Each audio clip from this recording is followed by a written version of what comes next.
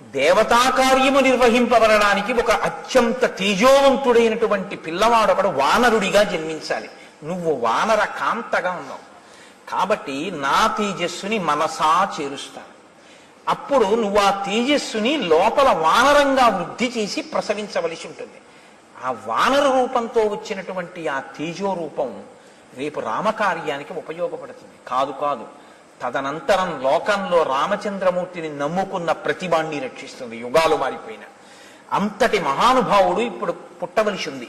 వీర్యవాన్ బుద్ధి సంపన్న తవ పుత్రో భవిష్యతి, మహాసత్వో మహాతేజ మహాబల పరాక్రమ, లంఘనే ప్లవనే చైవ భవిష్యతి మయా సమః. భవిష్యత్తులో నాతో సమానమైనటువంటి వేగం ఉన్నవాడు, నాతో సమానమైనటువంటి లంఘన శక్తి కలిగిన వాడు, అంటే దూకగలిగినటువంటి వాడు, అంతటి బుద్ధి పరాక్రమాలు ఉన్నటువంటి